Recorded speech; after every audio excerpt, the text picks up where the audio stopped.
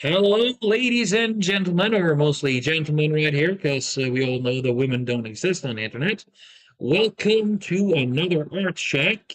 Sorry for not having one last week, but I was kind of busy being an uncle and helping with random shit. With me today, as I'm working on this commission, I managed to bamboozle Bleach and Bezek, and wow, Monkey's actually here early. Is it bamboozling when you offered to pay in high quality beer? Uh, Depends on what state, I guess. I mean, good beer's good beer. Yeah. The real question is, what did Trym do to his audio? Because he sounds like he's underwater. What? What? Under the sea. You're fucking with me? Trym sounds fine for us, but you sound a bit weird on the stream. Trym sounds fine for us, but you sound a bit weird on the stream. Trym sounds fine for us. Fuck. Is it like really, really fucking bad? No, you just sound a bit muddy. Okay. Yeah, it's like there's a strange echo that's going on. Yeah. Yeah, we might have to check that one later. But if it's bearable, we could just keep going. Yeah. I don't know. Would you rather meet a Trym or a bear in the woods?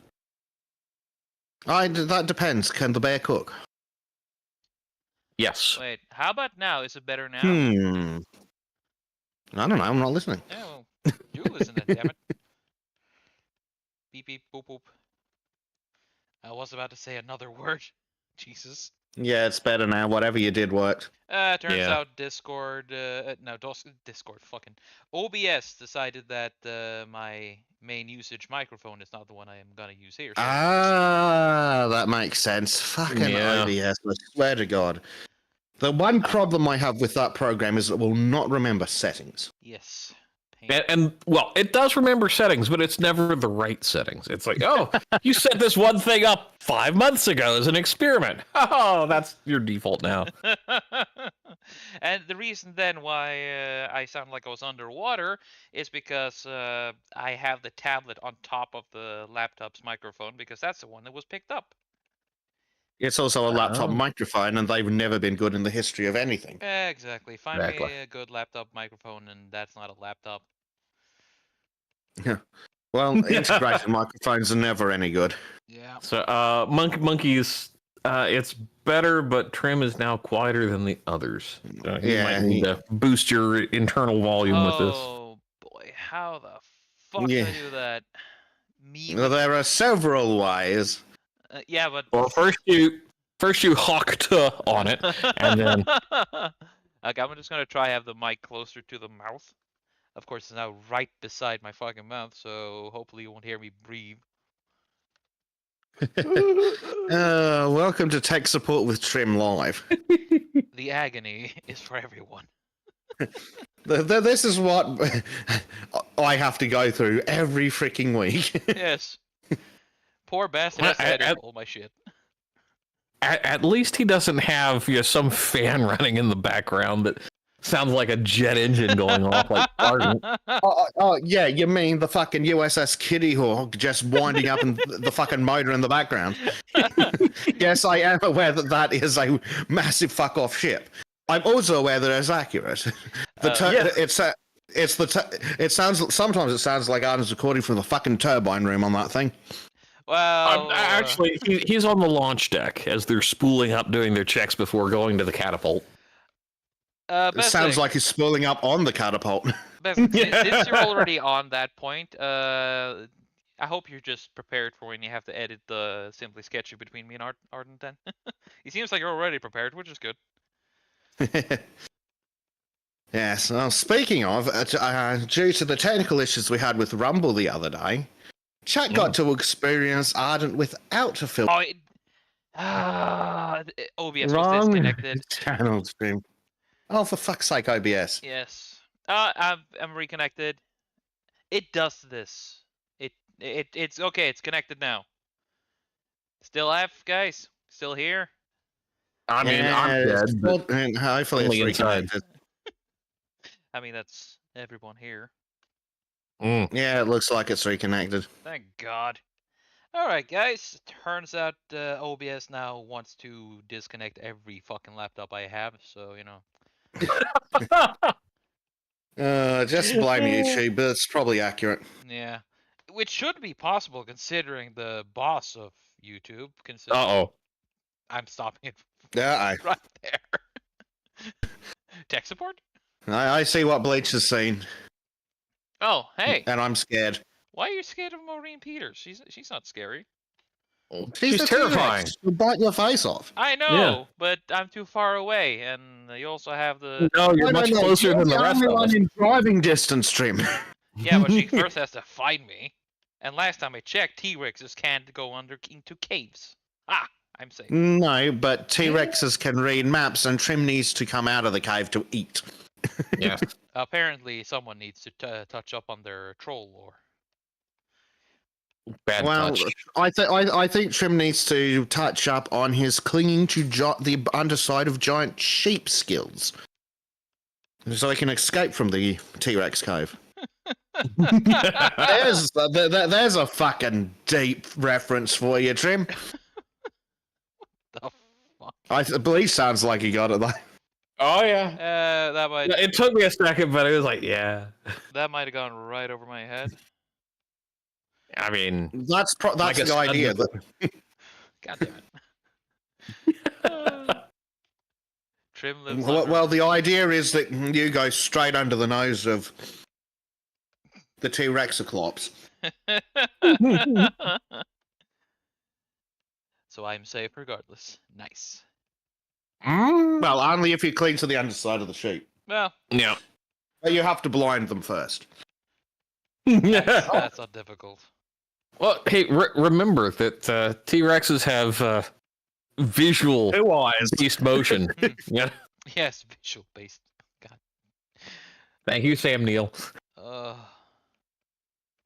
They can only see you if you move. Everybody runs. Which is one of the dumber lines in science fiction. It's like, how could you possibly know that? Yeah, that always bothered me. It's like, if they're like, well, yeah, this type of predator is only a visual-based predator, that would be one thing.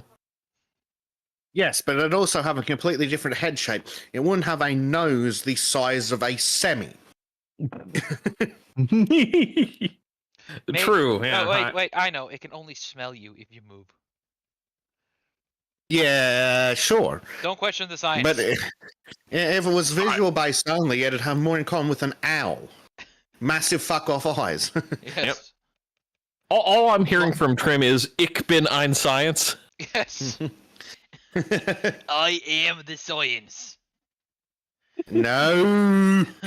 Meanwhile, back at the trying not to get Trym's channel deleted. Wait, there's actually enough effort? Okay. I mean, I'm trying. I appreciate it. I mean, that's why I have two Wranglers with me. It's easier that way. Ding, ding, ding, ding, ding, ding, ding, ding. Yeah, and as RGM says, also motion vision is nonsense. If something can only see something moving, it'll just keep banging into trees. Well, that's the other thing. If it goes off of motion, it would have evolved prey-like eyes, so it could catch motion from more directions. But instead, it has depth perception eyes. Ah. Yes. It has binocular vision. So basically, a T-Rex won't look like a T-Rex if it used its eyes. Oh, it would look like Rodan from the old Godzilla movies. Oh yeah, the fire-breathing pterodactyl, right? Well, the really derpy fire-breathing bird. Yeah, the one that looks more like a Shuba than a pterodactyl. Yep. I mean, it looks more like somebody took a small plush animal and just like, here, we're going to put wings on it. It's not basically Yeah, that sounds silly. monsters in Godzilla. Callum says we've got interesting music. What music are we playing, Trym? We are just basically I went to Robert Renato's channel and hit play. Based. So be very, very careful with auto recommendation doing weird things. Oh no, it's only at least as far down as I can scroll. It's just his music.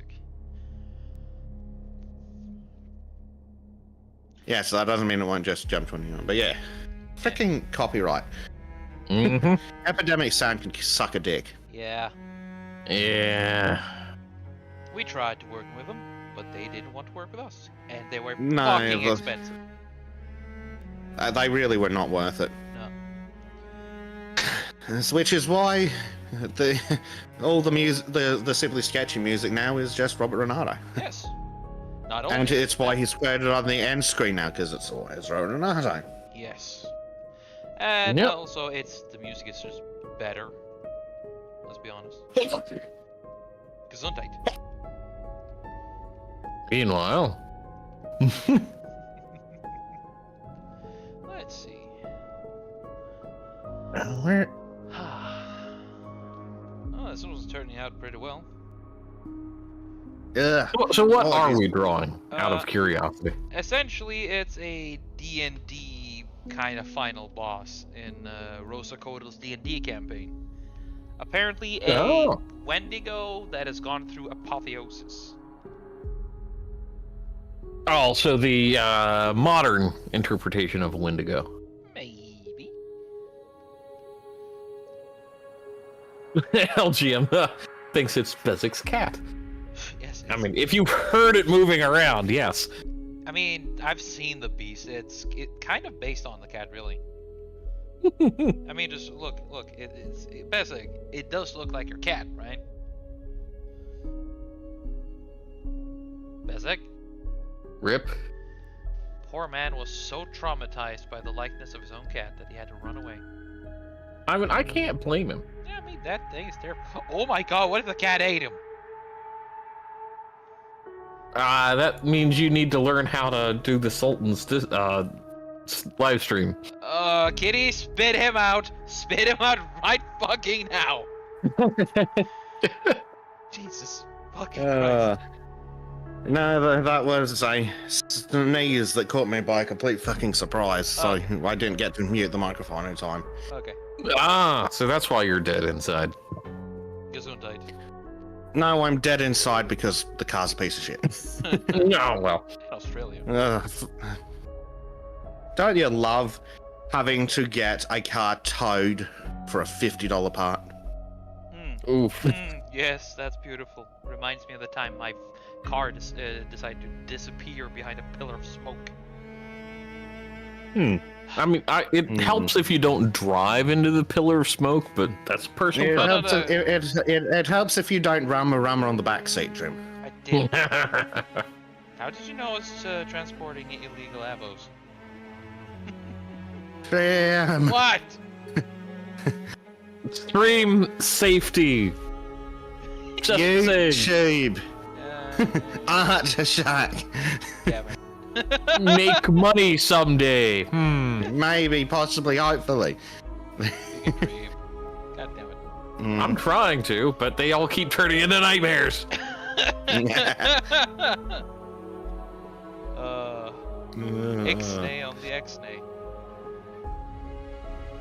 Okay, by the way, what's anybody know the meaning at the beginning of that?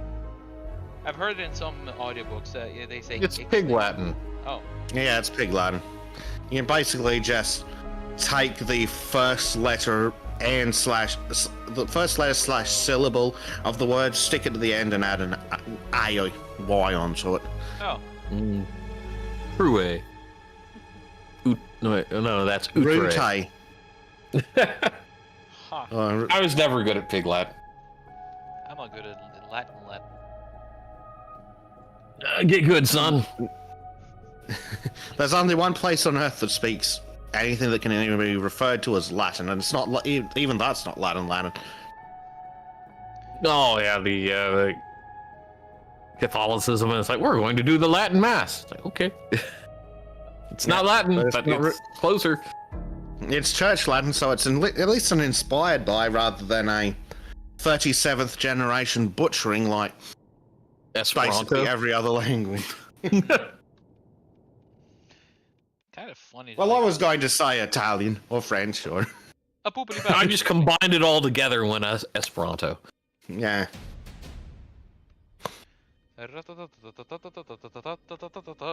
Colonel says he hopes we get to hear some Kubla later. Well, unless that's something that Robert Renato did, no.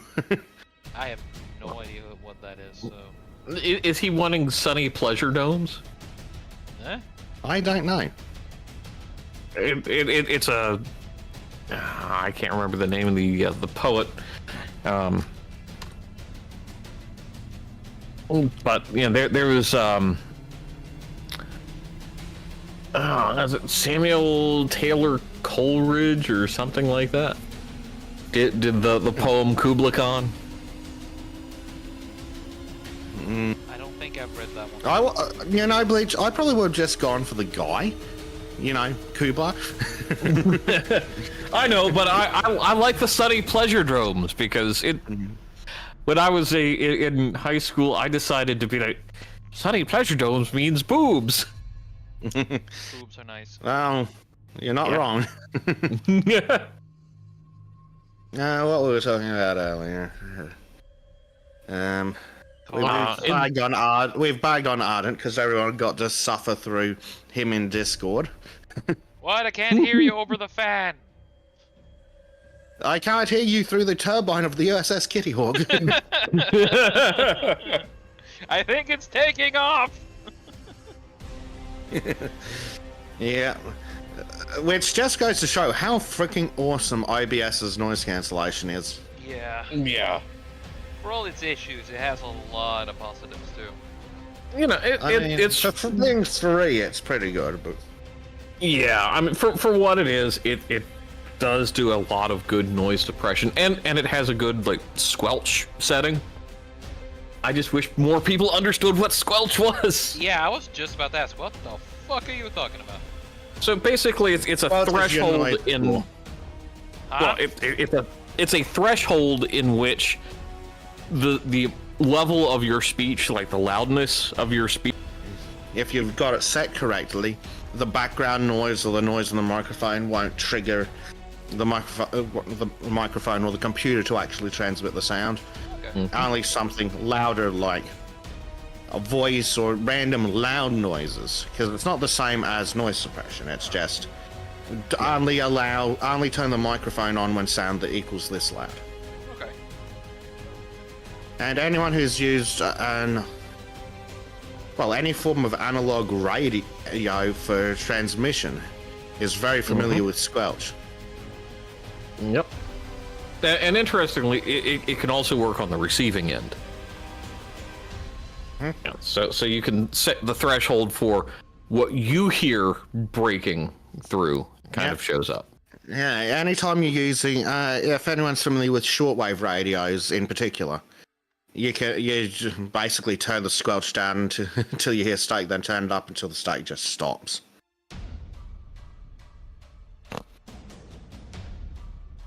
And then in theory it only makes noises at you if there's something actually worth listening to.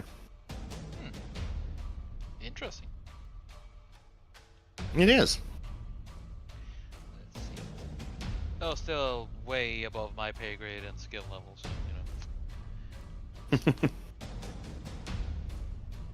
Now I'm gonna do a little bit of a cheating. If Robert Renato had been, if Robert had been here to see this, he would probably beat me. He hates it when it does this. Yeah, you're being a dodgy fucker again. Turn down the opacity on the color itself in order to see better instead of being all black. Nah. I mean, I understand what it means, but I just do it so I can do a little bit of removing and get a little bit of a idea where the hell things move and go to. Mm-hmm. I'm too autistic to do fur. God damn it. Aside from degeneracy, this is one of the reasons why I'm not gonna do furry cheap.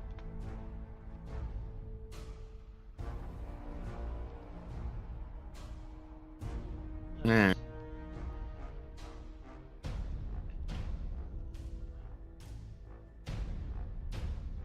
Off? The fuck is off? It's a I think song a wheezy dog makes. Okay. I think he's managed to misspell F. Ah. Down, Fido. Down. Fido. Oh, the strangest thing I've ever seen. Well, maybe not the strangest, but up there in like the top 50. Go ahead. I saw a guy walking his. What was it? 5 Yorkies. The fuck is a Yorkie? It's this hideous little wheezy dog. Is it like a corgi? Nah. No, Smaller. it's far stupider. Yeah. A pug? No. I'll throw an image in. Are you not gonna show me a dog that is actually more of an offense to God than the corgi? Callum, literally no one has ever used ath as a contraction of affirmative. That's not a thing that humans do. Please turn yourself into the Men in Black Investigative Bureau so your alien immigration permit can be approved. It's basically a yipping mom. Yeah, basically. Yeah. And it's the funny still part better is, than a... the guy had like this cat that was about 20 pounds, and it would just like tackle these Yorkies at random, and I'm just like sitting there. Like, I don't know what I'm watching, but I feel like there's a murder about to take place. Wow. The cat is testing the water. Well, the cat was Bloody cat. This is a permanent. Yeah, like, yes, I am the leader of this pack. Fuck you. As cats do. Mm-hmm. Though here's a bit of a weird thing. My brother's cat, its tail fell off. What? Yeah, the tail fell off. The end of it was bitten by a fox, but for some reason the entire tail just fell off. That's weird. Yeah, they believe it was from an infection by the fox bite, so the tail just fell off. They went to a vet with the cat, and aside from anything, they went to see if there was actually anything wrong with the cat itself, but no, the rest of the cat's healthy. It just probably had some kind of infection. It sounds like it got into the bone structure. Maybe. Yeah, and if it just fell off, that's quite useful for the cat. Yes. Because imagine if it was wild and had a tail infection, if the tail didn't fall off. Yeah. Mm-hmm. That shit could go through their brain.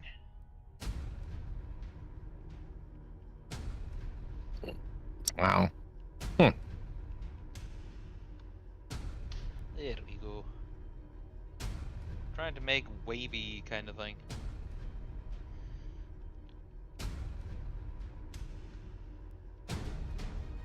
Oh. Oh, come on. There we go. Obey me, iPad. Mm-hmm. Not every day it does the thing I wanted to do. Whenever I do a motion to zoom in or move around, sometimes I need to do like several pinching motions. Or I keep my pen a meter away from the pad before I can move it. This poor thing is getting old. Well, you gotta put it out of its misery. It's still a loyal follower, but one day, I guess, its use will come to an end. Biting my tongue. Yeah.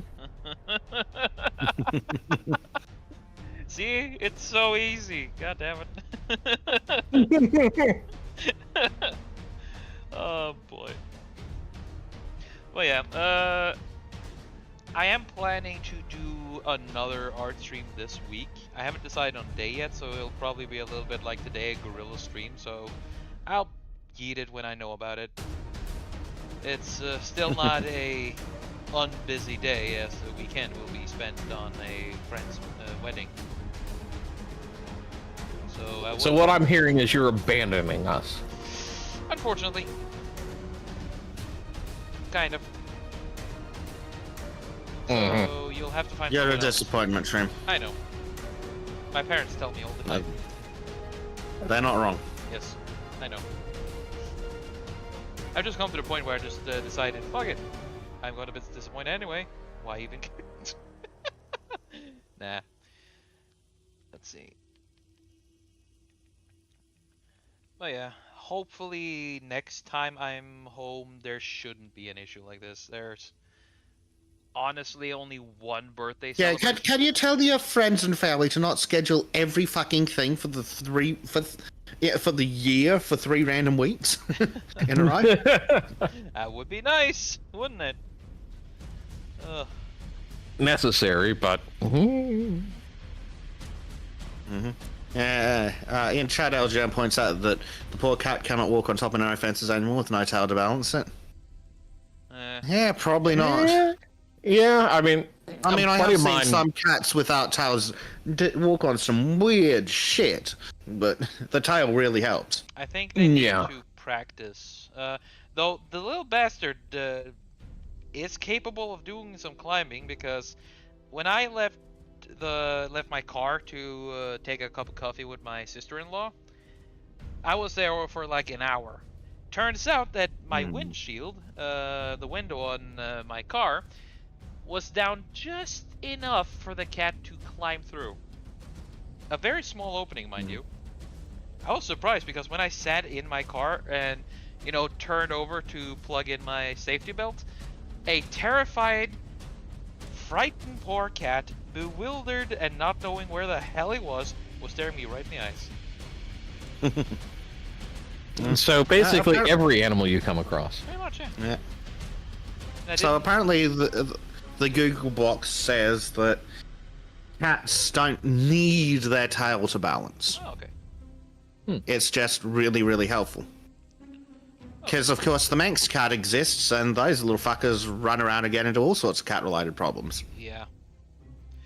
Of course, now we could just call it lynx, because it looks like a lynx. Or, as we say in Norway, goat.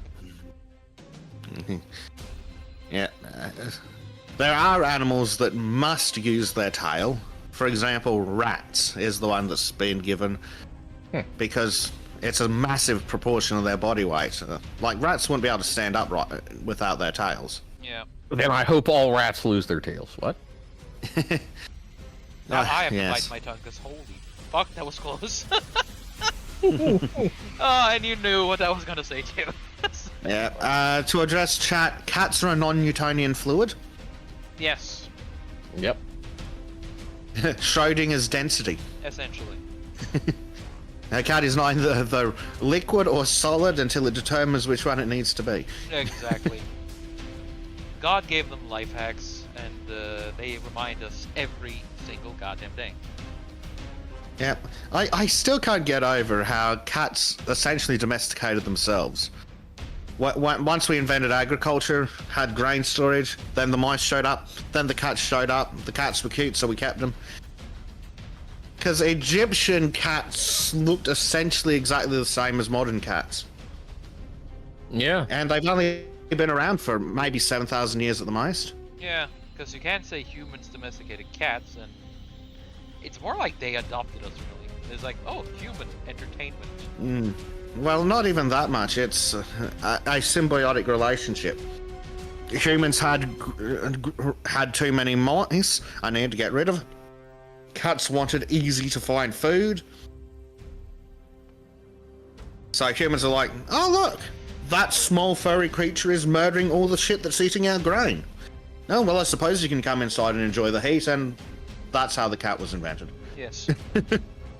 Or invented itself. Well, I mean, we we opened the door, invited it into the cozy heat, and it graciously accepted.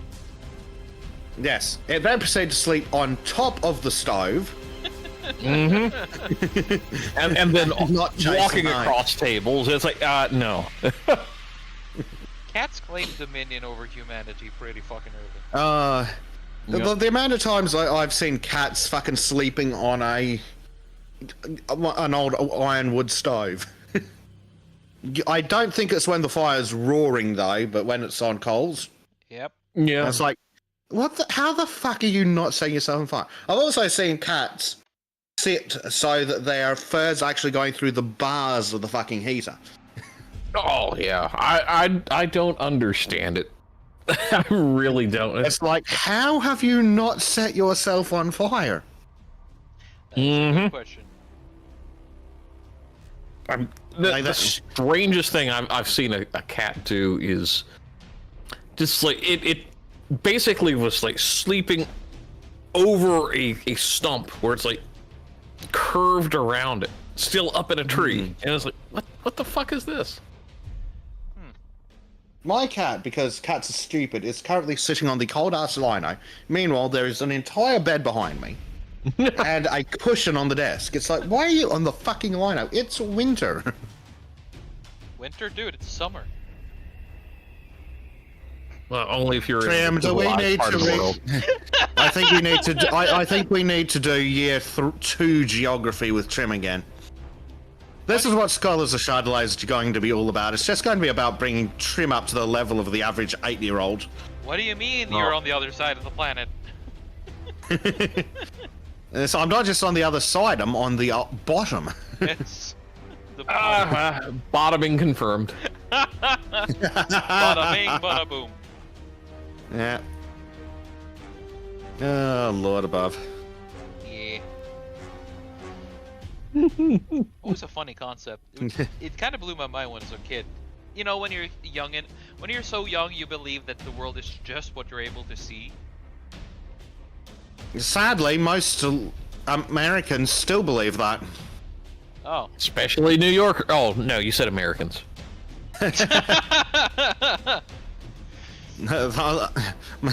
Yes, most. Insert political party. The people who are first to jump to the word racist and xenophobic are the ones who've literally never seen anything outside of a metropolitan city. Yeah. Oh, but I've been to Denmark and I've been to England. It's like, okay, did you ever step foot out of a metropolitan city? No, you went to frigging Amsterdam and London. So Denmark isn't a real country, it's a vacation colony? It basically is, yes. But it's like, I've traveled the world. I went to Amsterdam and London and fuck New York and Las Vegas. It's like, okay, but did you go to anywhere that wasn't a metropolitan city you could find anywhere in the world? I was like, I don't. If the population of the city speak English, well, that's London. I don't think it's half. Yes, Maybe a quarter. Well, we're not talking about it as a first language. We're talking about at all. But if you go to Paris or Amsterdam's the big one. It's like, oh, I've been to Amsterdam. It's like, okay, and I can find a drug-addicted hooker in any capital city. What's your point? Well, here the drug-addicted hookers are put on display for you to hire for your own pleasure. We don't need to know about your politicians. It's hard to separate the Chardonnay from the Sultans. Yep. Glad you know I'm not the only one. The Metropolitans are ridiculous. Like, it goes into the laptop class I keep talking about. You spend your entire life going from your apartment to Starbucks, and you can do that in 273 locations across the world. Mm-hmm. Well, it's one of those, you look at, these big metropolitan centers anywhere, whether it's Amsterdam, which Maureen is calling Sodom and Gomorrah, or Marco's, and it's like, if you just go to these places, you don't. It's like going to Disney World and thinking you're seeing like another place. It's not. It's the same thing. It's disgusting. and I've been very fortunate. I've traveled across the civilized part of the globe, but you go to these even just like the close proximity peripheral areas, and you see so much of the same thing. And I don't want to go and see McDonald's somewhere in the middle of Germany or France. I want to go. Well, it's especially bad within the Anglosphere. It's like, if I was going to go to America, why the fuck would I want to go see McDonald's, Starbucks, Taco Bell, KFC? Taco Bell, KFC, like all in a row in the one place? It's like, I can do that here for. Well, and now I will say, because I had to do this at one point in my life. And this was down around Munich, and they had the one McDonald's, and I didn't know how to read German or anything like that, so that was the one thing I could go and order, and it made sense at that time. But if I wanted actual, that was just a survive to the day kind of thing. But it wasn't, oh well, this is a cultural experience. It's like, no, I'm desperate for food. There's this one place that's I the know. thing. It's one thing to go, oh fuck it, I know it's a McDonald's, I know what a McDonald's is, I just want a fucking burger. While I travel between different places. Yeah, that's fine, but saying you've seen the world and you just went from frigging London to New York, and then you just went to Starbucks and McDonald's, it's like, no, you didn't actually see the world. It's like saying you've been at least go to White Castle or something. It's like saying you've been to Pompeii by just looking at photos. Kind of ridiculous. No, it's far worse than that, Trym. No, it's not really comparable. It's like going to Oslo and saying you've been to Norway. Yeah. True. Or I mean, honestly, I went. So I think I've told this story before. When I went to Ireland, a friend of mine, he and his wife, they went like maybe 6 months before I did, and they stayed in Dublin, and he was just complaining, oh wow, it's it sucks, it's boring, and it's like, it's not really Irish feeling or anything like that. And it's like, yeah, you went to fucking Dublin, what were you expecting? Exactly. And this was like 2019. Oh yeah, I was there in 2016. That was pretty Irish, but I'm pretty sure it's not like that anymore. I mean, well, Dublin isn't Irish, that's for sure. I mean, but when I every went, single large city can't really be considered the country that is. No. I mean, I went to Sligo, and that's a fairly sizable urban area, and it had a very Irish character. But that's like the far western side of the country, and I crashed a doctor's retirement party in my hotel, and they didn't know until I probably had half the menu for free. So I just accidentally crashed a party. yeah, it was glorious. That was after spending a night out with whiskey bars, and I'm like, oh, I'm going to the hotel. Hey, yeah, they've got something going on here, and it says open bar. And yeah. But the thing that really struck me about that trip, or when I was in England or France, where I avoided every major city that I could. It was wonderful. The French people are strange, but when I hear the French say, "Oh, are you going to Paris?" No. Oh, good. Then you'll actually see the rest of France. Because screw the Parisians. I'm like, yeah. And it was a great time. I actually got to experience proper Frenchness, not this Parisian BS. But well, it's like how when I look at planning a trip to Europe, it's like, are you going to France? France. Although, I mean, from where I'm going, I probably will pop into France because... you might as well. Hey. I mean, honestly, and the big thing is, it's like you walk into like a little shop, even a gas station, you just do the little bonjour, and the facade of hostility drops just a little bit. So instead of treating you like absolute trash, it's mostly trash. Yes. But then again, so they just treat you like another French person. Yeah. Although I will say, the most entertaining thing I ever did was order everything in very, very poor French, and suddenly it's like, because there's this American couple also at this restaurant I was at. They got absolute shit treatment, and the wait staff is like coming by, just very, very attentive, very polite for me, and I'm like, I figured out the bare minimum you have to do as a tourist to get treated well.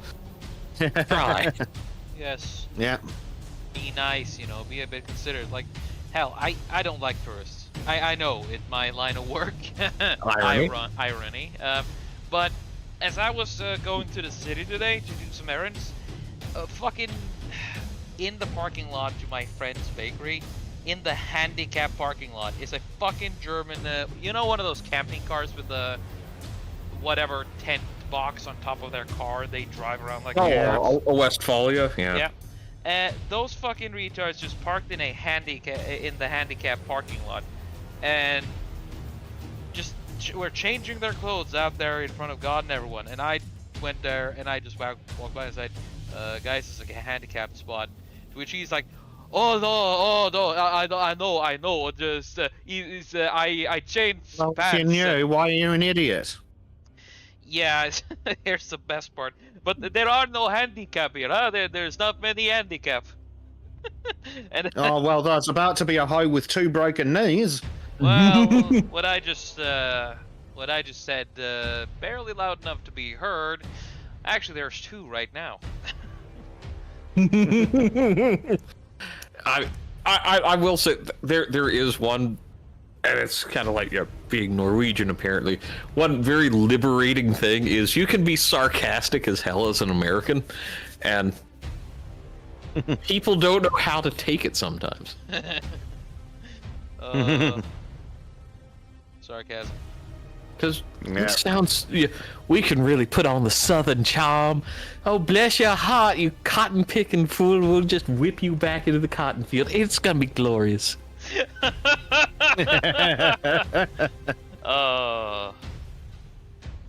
miss the day when we could do jokes like that. It's. I will also say there is, and I actually with Christopher, we went over this when he did an interview with me a while back. There are distinctly 2 types of American tourists. There are the ones that, and they're the vast majority, the one that you just like go in, you basically everything's a tourist attraction, and they're there to serve you. And then you get the other kind, which is what I consider, so like where you try to blend in, where people don't know who the hell you are or where you're from until you have your accent caught. Yeah. I've told this story many times, but when I was in Belgium, everybody thought I was Dutch. It was hilarious. Yeah. Well, it's like how I'm planning to go see Trym in Norway, and the only reason I'm even thinking about going to Oslo is because they've got the preserved Viking ships. Yeah. Yeah. Basic. It's like it's one of their techniques to make sure that the rest of us just don't take him out. Sorry, what? They're holding cultural treasures hostage to make sure that we don't do anything to them. Yeah, that's probably accurate. Yeah, I would. It's a way to keep yourself safe. It's not like I wouldn't go to Oslo to see Norway. Like, I'm sure the fact that I could probably get along perfectly fine in Oslo with not a lick of Norwegian. It means that it's not worth going to see. Why would I want to go to somewhere where it's just English? Again. Yeah. And, there really is like a charm when going on, even just domestically. Yeah. Kind of like blending in just enough where you're not sticking out. Mm-hmm. So you can like go do local stuff, not just the tourist stuff, because tourist stuff is really boring.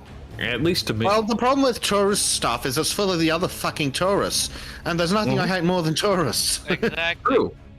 One of the best experiences in Ireland was when I got lost on my way to a pub and restaurant called the Merry Plowboy. I recommend going there. It's really fucking nice. But I got lost on the way there, so I just walked through the outside of Dublin Irish countryside. That was really nice. I spoke with locals, and they just pointed me, you just go that direction over there, and then when you get to the river, you just try to cross it. Good luck with that. All right, this is a strange thing to say. It was a good experience as a tourist for me, but so I went to a post office, threw some postcards in, mailing off to friends and family, and I came out, and there's like this little old lady waiting for a cab, so I held the door for her, and the cabbie comes up to me like after she gets in, he's like, "Where are you from?" "Oh, well, I'm an American." He's like, "That's not I thought you were a local here. I thought you knew her." I'm like, "Oh, she's a little old lady that needed help." And he just like gives me this look. It's like, "Are you sure you're a Yank?" It's like, "Well, I'm not from New York." And tourist Americans are New Yorkers and Californians. That's the impression, yeah. And the other moment, and again, it's a very strange moment to say that I felt like I was representing Americans very well, was left a chemist because I needed to pop in and get some ibuprofen. And this little old lady, and she was there with her daughter and granddaughter, had hit her head pretty hard on the pavement, and I just bundle up my jacket that I had, wrapped it around her head so it wouldn't move, and they're like, "Oh well, let's put it on her." Like, no, just in case she's injured a vertebra. And I stay there, and I'm like directing the ambulance over and all this stuff, and that weird moment of, wait, you're a tourist in the city center, and I'm just getting thanked left and right. And I'm just doing the right thing. I'm not here for the praise. It's like, she's in need. I need to make sure she's safe. That's just that's my mentality. And so it was like, got her loaded up, got my jacket back, and the family's like thanking me profusely. I did nothing. I made sure she kept warm. I made sure she wasn't getting her neck injured anymore, and that's the way I was raised. You see somebody in that kind of a dire moment, and you do it. That's it. And everybody else is just like milling around and whatnot, and it's like, what the hell? Yeah, most people haven't the faintest clue how to act in anything resembling an emergency. No. Yeah. And also they have this mentality that, the authorities will sort it out. That was actually, that kind of stuck in my craw in that situation. Oh well, the ambulance will get here. It's like, I don't care. I'm not letting somebody die on my watch. It's my responsibility now. Nice. Yes, as it fucking should be. You know, that's a value, you know, I would want to instill on everybody. Mm-hmm. I don't know what is going on with my If audio. it's crackly, it's the standard Windows is a piece of shit bug, Yes. which means that Trym needs to basically restart Discord. Okay, I'll be right back with you guys. Do you want me to yeet myself and come back, or No, see if no, that No, fixes it? Trym needs to restart the program. Hopefully I'll solve it. Wish me luck. And let's see how this goes. Oh boy, yes. Technology. Whee! I hate it. I hate it here. Magic. Oh, Geller. He's back. You're Old Yella's back. Yay! Don't take me behind the shed yet. I'm still useful, I swear. And of course, Monkey pipes up to tell us about his weird sex fetishes. What? No, Monkey, civilized humans don't use that filth. You, monkey. Jesus. What kind of sexual degenerate uses a Mac? Ugh. Jesus, dude. This Someone who goes ape sexually. I mean, Do we need to get him to... No, I probably can't say that. Yeah. hey, I don't want the MP. We might need to get him spayed and neutered, though. Yeah. Call Bob Barker. Woof. Let's see. And all this time has been spent on just making fur. Mm.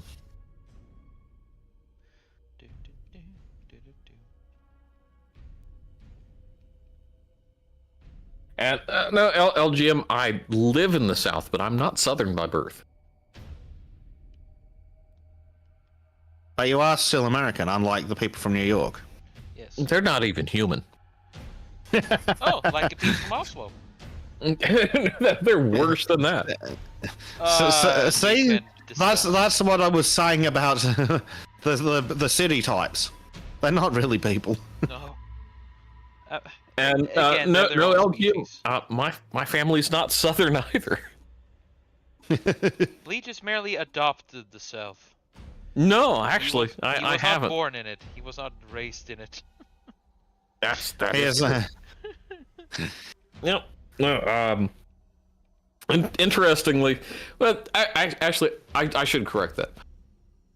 Part of my family is technically Southern, but they're in a very dissident part of the South, which during our Civil War, they're like, we can fight against the rest of the state. Screw it, we're gonna do that. just for the hell of it, eh? Pretty much, yeah. Fuck you! I don't need to be on your side. Kind of, sort of, yeah. that was the funny thing. Looking back at that, you know, the genealogy with that, and they're like, we could be drafted into the Southern armies, or we could just go north and fight for them and say screw it to everybody, because yeah, they just didn't want to belong to anyone. That was the funny part. Iced. I can respect that. Yep. Yeah. Well, that's why it's a tax haven in the U.S. You know, I guess I know. Bice. Here's my theory. Now, I don't know anything about him, so I'm literally just made it the fuck up kind of source. But I believe that the reason why they chose to not join the South is because someone representing the South came in and said the word kilometer, to which every single one of them just pulled out their guns and yelled, "What the fuck is a kilometer?" and just left. Now, we knew what French units were back in the day. We just refused to accept them. Exactly, which is the base way. You still refuse to accept them, which is why it's 37 potatoes to the flumble snatch. It's like you don't understand real measurements, Bessic. And 27 fluid... I don't know. Fluid jackalopes to the... No. It's Hogshead Thank you very much. But how many hogshead is a cheeseburger? A fraction. Yeah, it's what? Or do we use Common Core? No.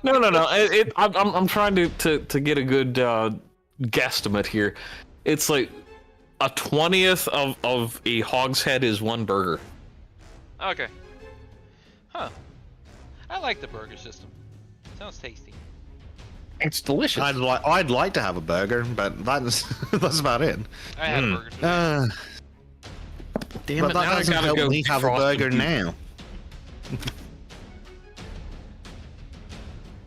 now. Unfortunately, it's 2 in the morning, and the fucking car's broken. Ah, shit. Well, whoopsie fucking That's daisy. no delivery at 2 in the fucking morning. Well, see, that's when you get, a burger in the form of you make it yourself. Yes. Which is actually equally as tasty, if not more so, than a restaurant burger because you actually put effort into it. Yeah, Trym, you're failing to understand the part where the effort's the problem. Fair enough. Yeah, if I wanted to put effort into it, I'd be having something more impressive than a hamburger anyway.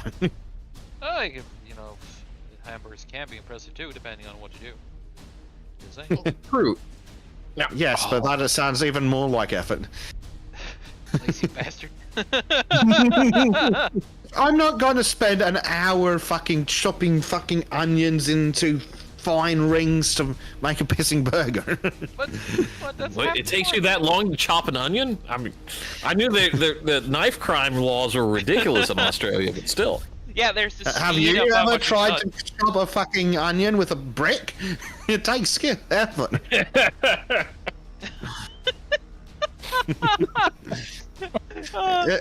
Only way you can have it's- a knife is if you follow a certain speed limit. It's a kid's safety knife and it has to be chained to the wall.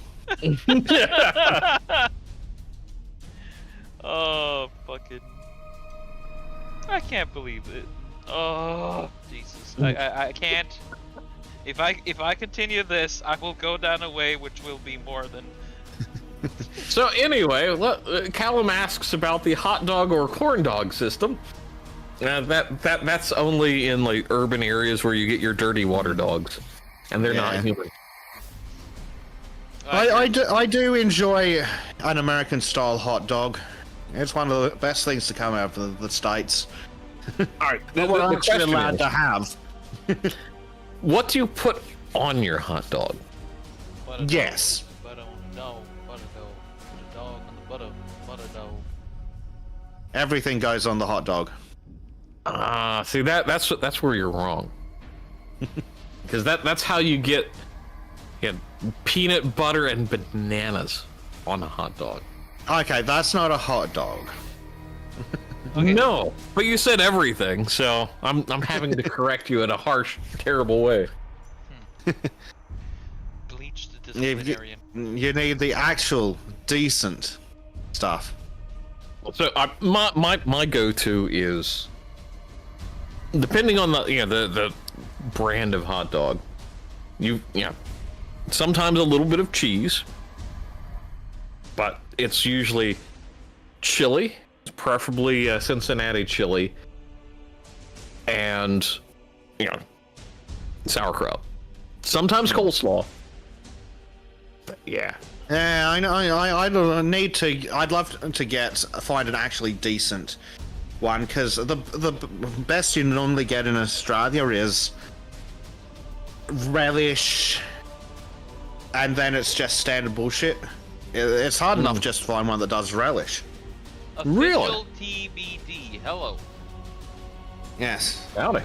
Because like you can go to American style places and for $20 get an American style hot dog, by which they mean they've used an American bun, which is basically a fucking half kilo of sugar in the shape of a fucking hot dog bun.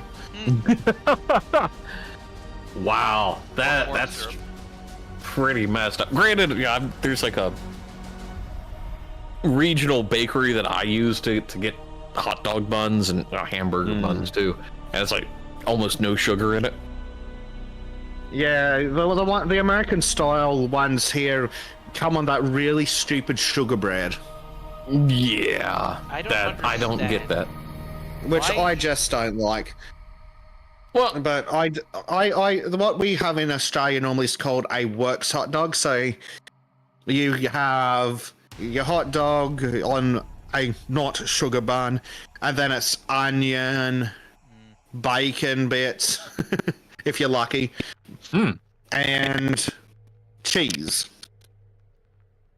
what? No sauerkraut. No, sauerkraut isn't a thing in Australia. What kind of is that? Wait, why do you put sauerkraut Yes. on your Trym. What? No, for flavor, Trym. I mean, good God, man. We don't use sauerkraut on the fucking hot dog. Well, that's why you're lame and importing people. Our hot dogs are really basic. It's ketchup, mashed No, cucumbers. ketchup doesn't go on fucking hot dogs. It's the only place they fucking go. We have a literal our No, own no, brand of no. ketchup and mustard that is made No, only no, for no. hot dogs. No. No. Yeah. No. Even as an Australian, ketchup doesn't go on a fucking hot dog, and I'm willing to die on this hill. Okay. There is a time for ketchup on a hot dog, and that's when you're using chow chow. The fuck is chow chow? A dog, apparently. No. All right, I'm gonna go to the refrigerator and get the ingredients list. So I'll be back in a second. That's okay. Norway is weird Yeah. like that.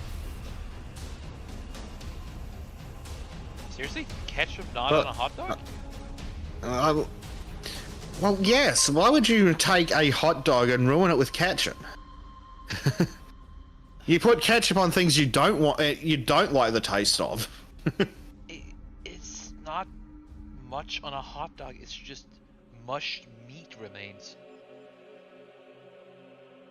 Yeah, that's because you do hot dogs wrong. That's why you put ketchup on them, because your hot dogs taste like ass. Because that's what they're made out of. Ass. Yeah, like proper meat sausages, we eat them completely different. Well, yes, but a hot dog has nothing in common with a sausage. They're a completely different type of meat. Really?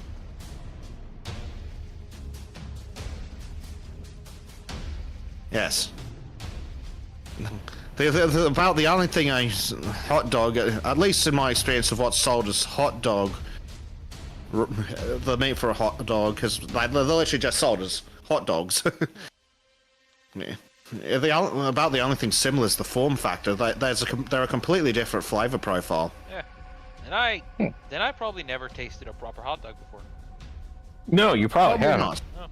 All right, so chow chow is green tomatoes, zucchini, onions, cabbage, pepper, vinegar, a touch of sugar, salt, and spices and turmeric.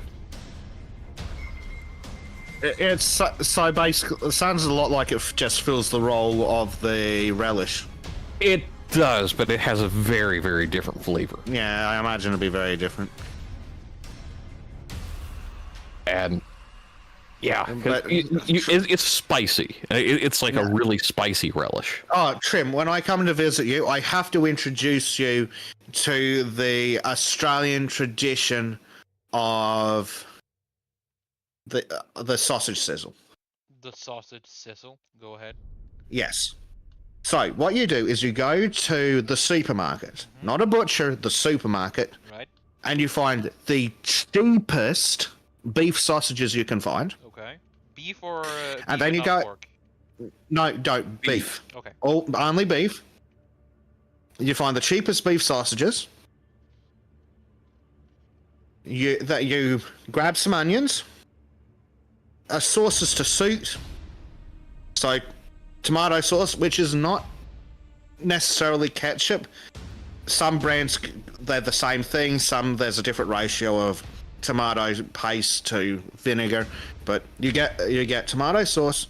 You get American mustard in a tomato sauce squeeze bottle with a stupid twist top. It must be one of those. Okay.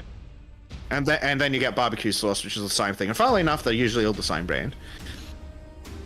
Did I mention onion? You got to get a bunch of onion. Sure. Yep. Then you go to the bread aisle, not the bakery section of the supermarket, the bread aisle. And then you find the cheapest, shittiest looking white bread you can find. It must be white bread, and it must be cheap and shitty. Oh god, there's so much shit I want to say right now. I mean, the problem is, Trym, you're looking at it from the wrong angle. You haven't got so then you get out you get out any form of grill, though propane is preferred for this. Okay. Or LPG and then you vaguely clean it. You don't. You know how the proper way of cleaning a barbecue plate. Yeah. You heat it up a bit. You pour a little bit of oil on. You scrape all the old shit off, and then you say a prayer to the fire god to kill any bacteria.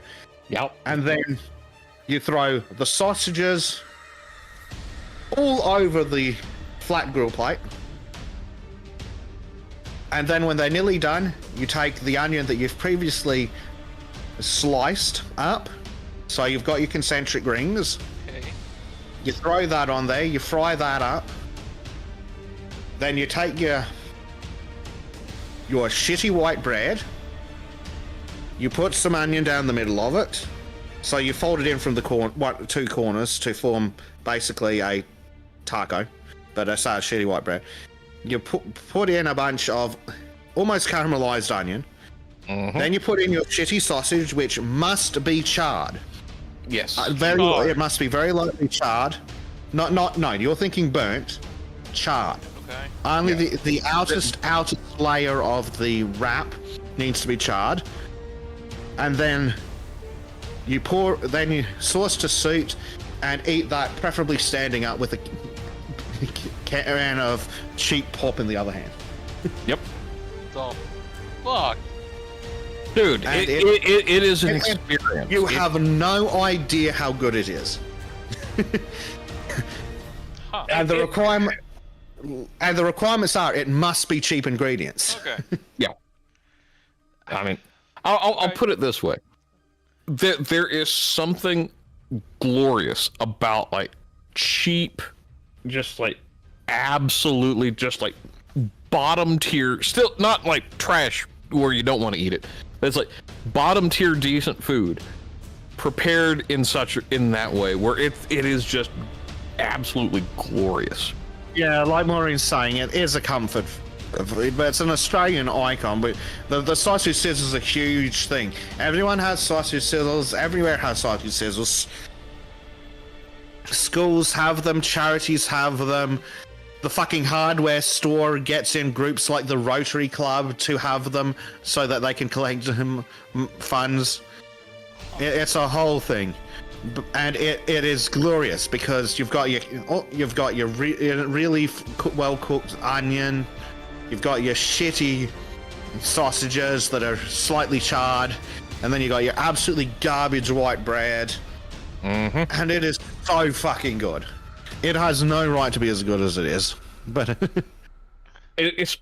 especially if you do it on you've been working outside all day. Yeah, you're just miserable feeling, and so you eat this, and it's like this has no right to be this good. Yeah, there's a reason. If someone was to ask you what an Australian food was, that would be it. Yep. But it's more of a cultural institution rather than a food icon. And you know.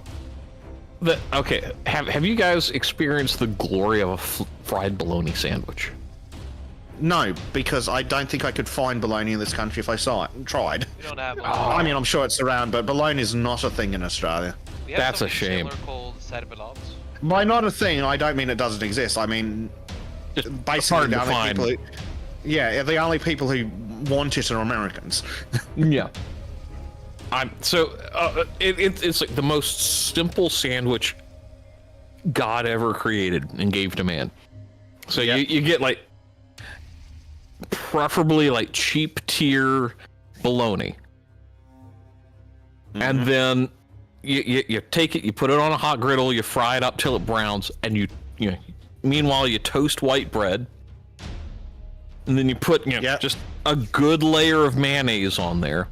Single slice. If you want to be fancy, you put a slice of cheese, but typically it's just white bread, mayonnaise, and a piece of fried bologna. You get it just so it's like just barely browned, so it's like crisp tasting.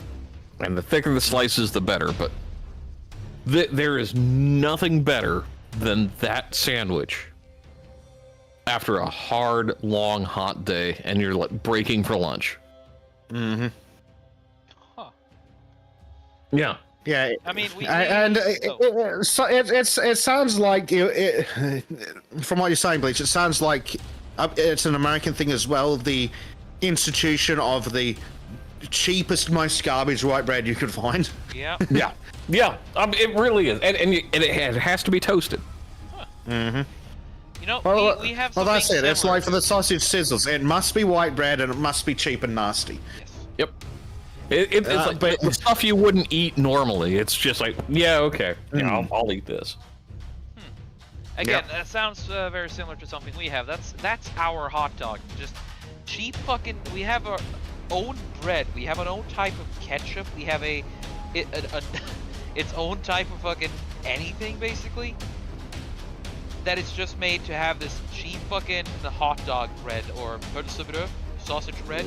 Yeah. The cheapest fucking hot dog. Cheap hot dog buns. Yeah. And the cheapest fucking hot dogs that exist, or one of them. It's just its own dedicated thing at this point.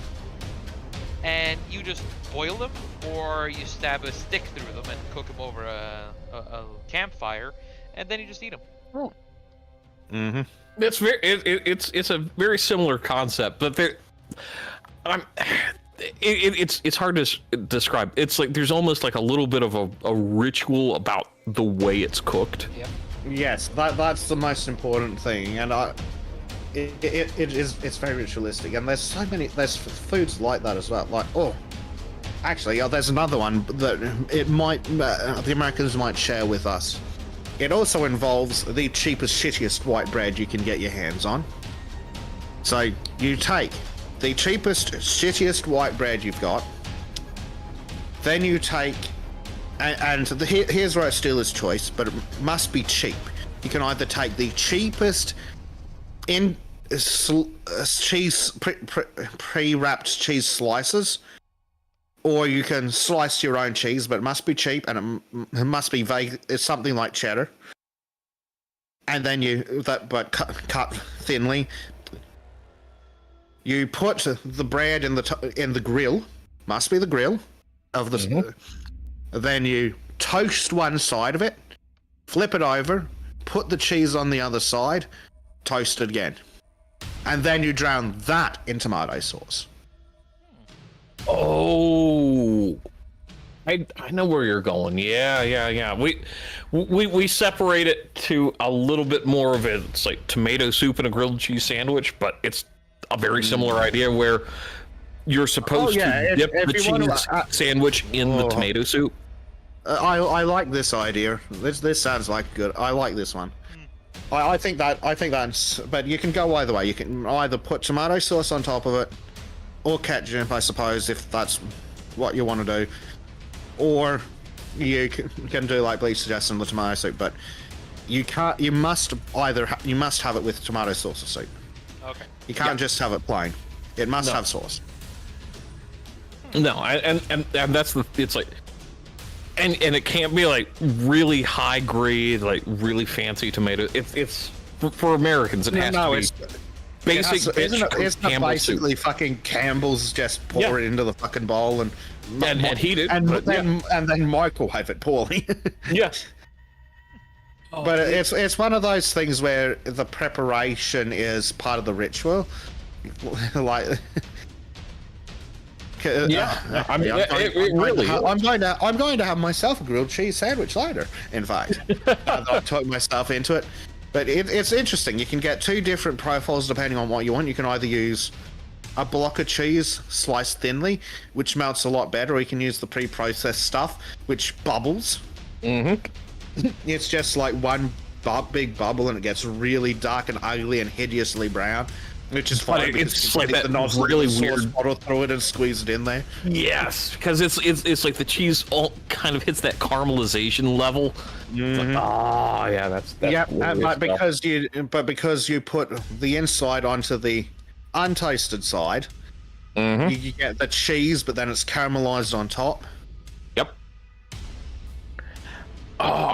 So because I had to in my travels to France, I had a croque monsieur.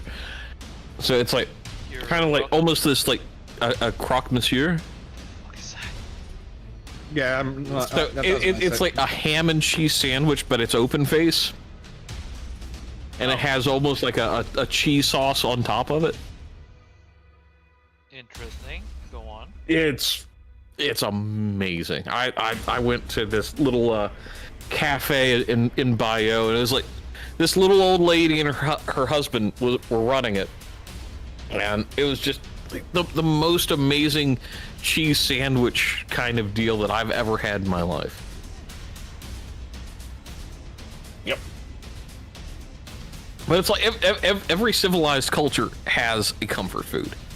Yeah. It's fascinating, and it's like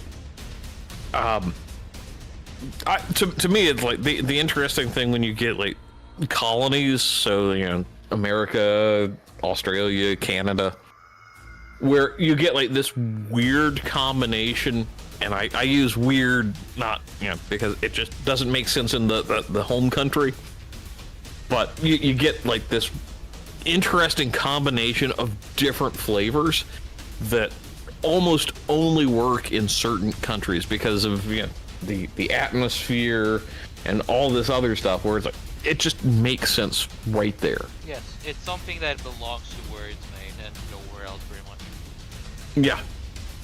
So it's like, and you can kind of recreate it, but unless you get like the proper brands, it just never quite tastes the same. It's like going to England and getting a full English breakfast versus trying to recreate it anywhere else. It's like you can get all the same ingredients, but there's just something missing about the way food is prepared. Well, even the bacon that they use is slightly different. Yeah. It's really interesting how it works out. I mean, it's closer to like Canadian bacon in a lot of ways. Yeah. What is Canadian bacon? It's basically just really thin sliced ham with very little fat in it. Oh, okay. Yeah. I like my bacon to come with a heart attack warning. Yes. Yes. Oh, if you want something really wild though, Scrapple. Grapple. Scrapple is like this. It's like a meatloaf kind of thing where it's like offal. Hog offal. Yes. And it's spiced just right, and if you eat that with like eggs over easy, so you're like mixing the Scrapple flavor with the egg yolk. I'm not eating awful. Dude, you're missing out. Yeah, I'm not a fan of offal. It's Scrapple is a very specific. Well, I can see why profile. Scrapple would be different because you hide the sins of the offal with the right mix of spices. Exactly. Yeah. We've got Scrapple and we've got Panhas in this part of the country, and Panhas is nasty, but Scrapple is delicious, and it's basically the same thing. It's just flavored differently. Yeah. Well, it all comes down to the flavoring. I know I'm just being ridiculous going back to it, but I just can't get over how even across continents on the other side of the world, between the Americans and the Australians, the cheap white bread thing. That seems to be a Western thing, it's just I don't even know if the Brits go in on it for it, but it might be just a Western thing. But I just think it's hilarious how it's specifically got to be the cheapest white bread you can find in the supermarket. Yeah. Well, I think a lot of it, and it's normally got an appalling flavor profile. Like if you make a sandwich out of it, it tastes like it's cloying.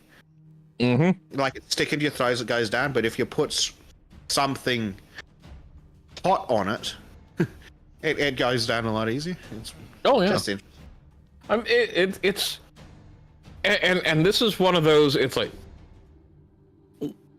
I don't know if it ever really carries over outside of the Anglosphere, where there is just something glorious about cheap ass nasty bread that if you like toast it and all the other just right things, it suddenly becomes glorious. It's basically because everything but remember has its place. remember the cardinal rule is white bread shall never a sandwich make.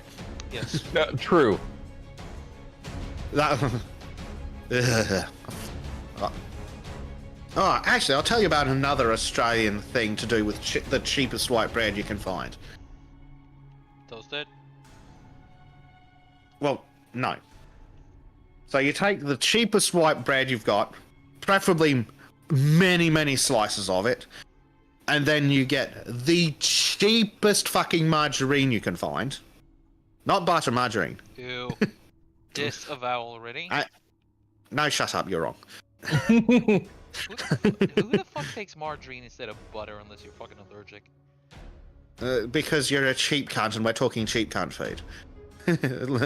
And then you pour on sprinkles or hundreds and thousands, which are just a type of sprinkle, and absolutely fucking saturate it with it and glue until it's a layer glued down with with the margarine, and then you cut it into quarters along the diagonals, and that is what we call fairy bread. Before fairy was co-opted by scum and villainy. Yes. But it is, again, just one of those disgustingly nice things to have. It's really popular amongst kids because it's all nice and colourful, and it's popular among the parents because it's cheap and easy. Yeah. That is kind of the other fun thing. The food is just, it's meant for large families. Mm. Yeah, it's meant. It's a low effort. Yes. Mm-hmm. Low effort. Let me see if I can find the correct way to describe the bacon I like, and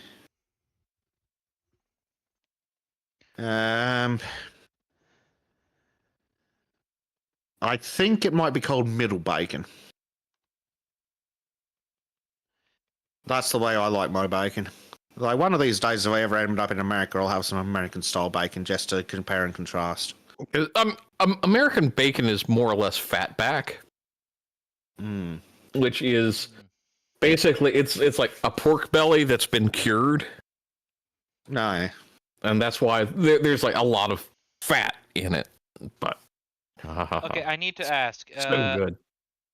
Do you prefer to sizzle your bacon in a pan, or do you prefer to put it on a plate in the oven? It depends what I'm putting it for, but I usually prefer it in a pan. Yeah, I'm more of an oven bacon guy. You can get it perfect. So, I mean, sometimes I want to use it in something where I want it to be flat, and I usually do that in the oven. Yeah. But again, it's also depending on the flavor I'm going for with it, because sometimes, like especially when I'm making a sandwich, I'll actually wash the bacon. Yeah. and stick it in the oven. Mm-hmm. And that way it stays nice and flat, so it goes on a sandwich. Yep. Flat. Bezic, are you familiar with the glory that is a BLT? Yes. Oh my god, the tomato. I've had it referenced, but I never tried it. I've heard. Oh my god! You must, dude. And that's fortunately something that you can make nationally, and will have a similar flavor profile. But you must try a BLT. Yeah, but isn't it just bread, tomato, and lettuce with bacon? No, yeah, bacon, lettuce, tomato. Yeah. Yes. And mayonnaise. You've got to use mayonnaise. Oh, you guys add mayonnaise. Do you guys insist on it being toasted as well? Yes. Yes, it must be toasted. This is where you stop using the cheap, shitty white bread, though. Mm-hmm. Or at least I Yep. do. I mean, BLTs are great. You have to get like the really properly ripened tomatoes. And oh my god, it's just it's like sex in your mouth, and only you and your best looking woman are invited. Okay. And all of this from just bacon, tomato, lettuce, and mayo on toasted bread. Yes. Some people want to add cheese, but that's advanced BLT making. Yeah. No, that's not a BLT. Well, if you're adding cheese, leave off the lettuce. No. Oh no, you've got to try it. You've got to get a good sharp cheddar and slightly melt that with the toast. Oh yes, yeah. And then you do the rest of the BLT. That's where it. Oh yes. Oh, speaking of the really cheap, easy comfort foods, ham and cheese on toast. Yes. Yes. And again, the cheapest ham, the cheapest bread, the cheapest cheese. Yep. And it's just it's so fucking that's just good. For every civilized country to enjoy. Exactly. No need to worry about why I added civilized with a little bit of effort. And Maureen is right. Soggy bread is an abomination. Yes. Yes. Which is why white bread, unless it's in one of these specific recipes, tastes awful, because it's soggy to start with. Mm-hmm. Or rather, it tastes soggy. Yep. Yeah. LDM like I'm saying, ham, cheese, tomato on toast. Yep. What I like with my tomato on me ham and cheese is a little bit of salt and pepper as well, just to really kick it in. Like, pepper on tomato is one of the greatest things in the world. All right, here's another cheap bread sandwich. A tomato sandwich. True. Yeah, that's cheap though. I usually try and contrive to have something to add to it. Nothing's better on a hot day, and sometimes you want to put cucumber on it, but cheap white bread, mayonnaise, a good ripe glorious tomato, and then you can add cucumber. But you need to add salt. And oh man, it's like 95-degree day. Just go out, eat one of these sandwiches, and you suddenly feel like you're on top of the world. Well, what's really good about cucumber is when you bite into it, it's really juicy. I'm not sure if that's the word I was after, but it's really juicy, it's really fresh. But unlike pissing lettuce, it doesn't immediately lose all its moisture to the fucking bread. Yes. Yep. Oh, but and if you want to get fancy and complex, you toast the bread, then you turn it into a tomato sandwich. Yeah, but since we're on the topic of cheap things to do with ham and cheese, one of the easiest things in the world that you can do with either just a regular toasting press, or in Australia we have what do we call them, like jaffle makers, which is a specially shaped essentially toasting press. And then you can take your what would normally be a ham, cheese, tomato sandwich, or just ham and cheese, and so you make the sandwich, and then you put it in the toaster, and then you squeeze the fuck out of it. You squeeze you squeeze the soul out of it. And oh my god, it's so fucking good, because you melt the ever-loving shit out of the cheese, and then you chomp into it, and it's like, oh. Sounds like That sounds a lot like a Cuban sandwich here in the U.S. Although we bake it complex. So you've got your white bread, then you have ham and pork. Uh-huh. And mustard, and then pickles. Sliced pickles and whatever cheese you can get on there. It's literally just a fancy ham and cheese. Yes. But yeah, the requirement to make it a toasty is to squeeze the soul out of it. Because otherwise it's just a toasted ham and cheese. Yeah, it's like if it's not like half crushed, it's not done right. If you haven't reduced it to 10% of its original height, you're doing it. I like this idea. And then you know it's done when you hear the sizzle of the cheese that's melted out and then dripped onto the hot surface. That's when it's done. I like Monkey's way of thinking. We need to do a Sultan's cooking show between me, Monkey, Trym, and Bleach. We would be famous. Or infamous. I mean, but all the comfort food. Mm-hmm. It would be fun. Definitely. Trym, tell us about some Norwegian comfort food that isn't made of fish that was buried under a burnt down outhouse for dude. three years ago in winter. That ain't comfort food. That's famine food that we are coping into a delicacy. Again, whenever people say delicacy, it's a they literally mean something that they only ate because they were literally starving to death. Yes, and in order to cope, they just called it delicacy. Just look at China. Yeah, pretty much.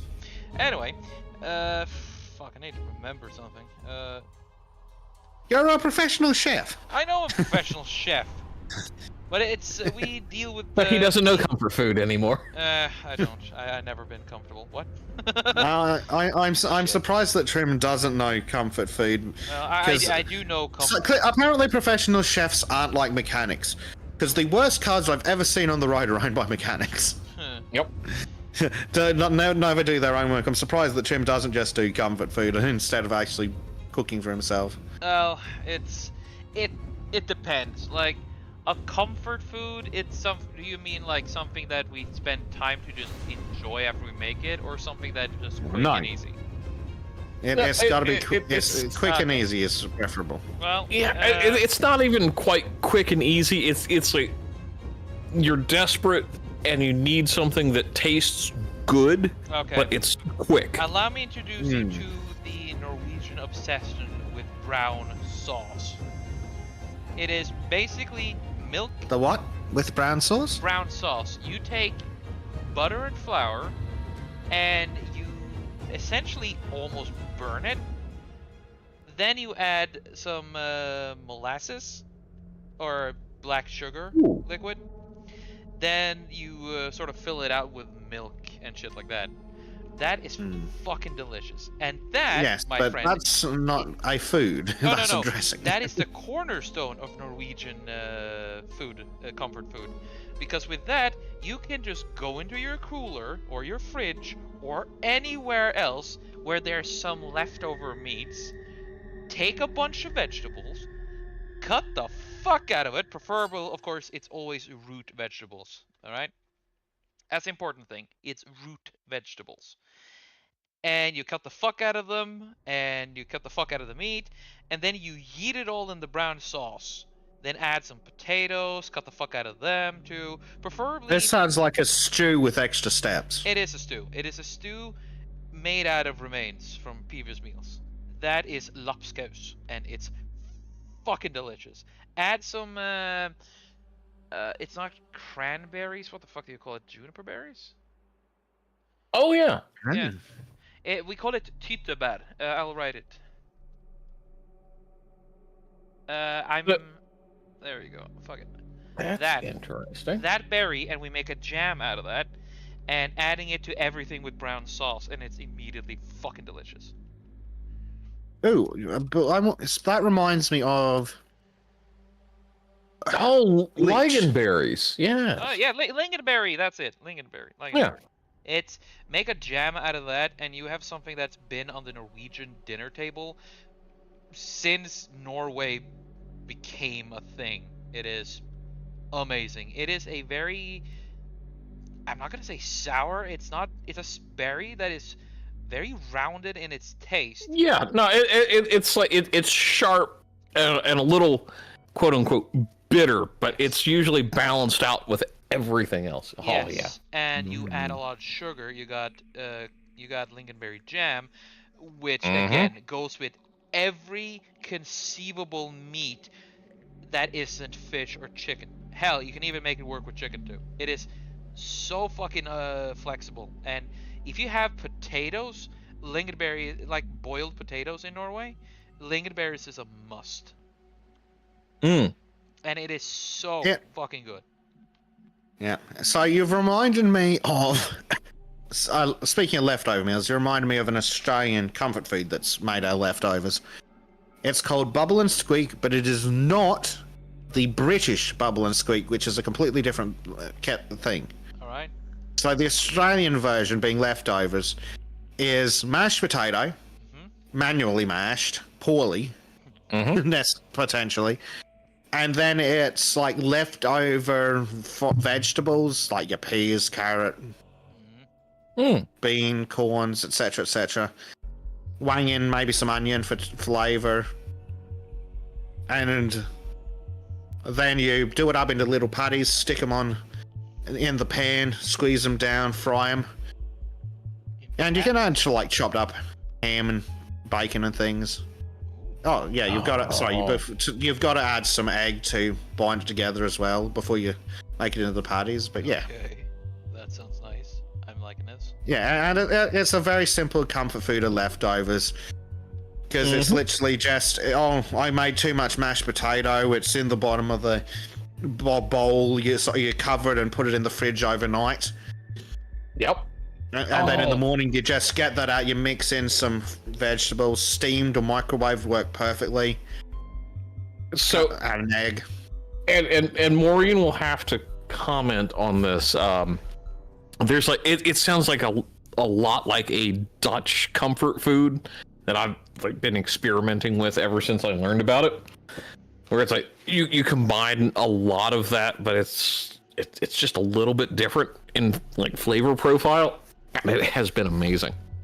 I'm getting called. I'm gonna mute myself. Just keep talking, guys. All right, fine. Fucking Trym, I swear to God. that moment where it's like, hey, it's my stream, but you guys take over. All right, fine. So okay, this is a very Bleach centric, possibly comfort food. So we have what is called deviled ham, and it's got to be Underwood brand deviled ham, and it's like you mix that with a little bit of mayonnaise and spread it on saltine crackers, and that is an amazing like lunch. Yeah, I could see how that would work. Yeah, Like, well, yeah, that'd have quite a nice flavor profile. Yeah, and it has to be with mayonnaise, because by itself it's kind of meh, but with mayonnaise it just adds a little bit. It bulks it up, and I got a phone call from my father. Apparently my nephew is on a quick visit. Oh yeah, you need to call it here. No, we can continue for a little while. Let's see, how long have we been going for? An hour and 40 minutes, roughly. Yeah. Well, I'm gonna finish up with this side of these antlers, and maybe we can call it here then. Give you enough time to clear it up. Sorry, guys. This was no. I mean, it's family stuff is a lot more important than a stream. Yeah, and have you seen how adorable my nephew is? Yes. Yeah. I've been spammed until the streaming brings in serious money. Yeah, well, if family stuff's much more important. Yeah, though that isn't yet. So I'm sorry, guys. Yeah, it's not yet. Don't worry about it. Speaking of spamming. Yes. A fried spam sandwich. No. I think I've tried spam, and yes, fried spam isn't the worst. It's like, again, cheap bread. Fry the spam, and it's like you got to get that just where it's like starting to get really crispy, and then it throw it on. It's great. By the way, there's one more comfort food I want to mention, and a lot of times when I speak with English people and Americans, or generally anyone, they are just surprised. You know regular porridge, right? Yeah. Yes. Yeah. Now, instead of using the oats or wheats or any other way to make the more classic porridge, now you add rice instead and make milk porridge out of it. Eat Like that. a rice pudding. Trym, Yes. dear Trym, That is rice. have you heard of the country known as Japan? Yes, I have. Yeah, rice porridge is a thing. Yes, it is there, and in Norway too, but we eat it only one way. You can eat rice porridge in one way, and if you don't eat it like this, you are a heretic that will be put to the sword and then burned, and your ashes will be scattered to the northern winds to purify you. Bye, Stream. It was nice knowing you. Yeah. Uh-oh. It is essentially you just eat it with sugar, cinnamon, and butter. Sugar, cinnamon, and butter on rice. That's a choice I would never would have On tried rice on porridge. purpose. Yeah, rice porridge. Yeah, rice porridge. It is. Mm. Huh. Believe me, guys, it is That's- considered like if you have it, it is sort of a happy day, a celebratory thing almost, and it's essentially what in our part of the world, it is the food that Santa Claus eats. We don't do milk and cookies. We give him a bowl of rice porridge with cinnamon, and that's when the Santa Claus is just like, hell yeah! Well, it's clear that I'm not the Norwegian Santa Claus. Exactly. You're the American one where you get a firearm No, I'm of just- undisclosed types and a sandwich. Well, I was gonna say I'm just allergic to cinnamon, but okay. Oh shit! Seriously? Yeah. Oh my god, you poor soul. No, I can I just replace it with nutmeg. I mean, okay, that worked, not completely, but yeah. Oh boy. Jesus. Okay, so it's like cinnamon rolls. Yeah. Try making that with nutmeg, and then get back to me. Oh, I'm not saying that you're wrong. I'm just No. really interested in this idea. Do it. Just do it. I will. You will never look at like cinnamon rolls the same once you've had it with nutmeg. Oh, I know exactly where to do this. Again, my friend is a baker, and I'm gonna mention this as a challenge, and she will have it done within a week. And especially if you get like the same icing on it, Yeah. you will thank me. Oh, I don't doubt it all. But unfortunately, I gotta dip now if I'm gonna have a chance to say hi to the little boy. He's adorable. So, with this, I'm concluding the Sultans of Chatelet. Sorry for the rather abrupt ending, but The what? No, you're ending Yeah, Trym's not- Art Shack, aren't you? yes. What? No, it's not a self-deletion thing. Jesus fucking Christ. Thanks for the memories of the show. So... no. I want to thank... No, Trym, you said Sultans of Chatelet. Fuck my life. Trym of Shack. There we go. Trym of Soda Shack. Whatever. Fuck it. Sodomy Shack. What? I believe Trym you of guys. Sodomy Shack. There you go. Let's go. Pornhub time. Oh. Oh no, we're that we kill that one before it becomes a thing. Just it died right then. There. Too late. Fuck you guys. But yeah, thank you both very much for joining me. Thank you to everyone who decided to drop by in chat. Maureen, Base Dave, Marku, Callum, Little Green Martian, Sir Prime, also this weirdo called Bleach, whomever that is. I don't like that guy. He seems a bit dodgy, but probably a good guy if you get to know him, maybe. No. Kick him off your stream permanently. Yeah, fuck, how dare he. And also to the apparently new drop by guy, officially TBD, who I have no idea who is, so welcome you are. So with that, I'm concluding the Art Shack There you go.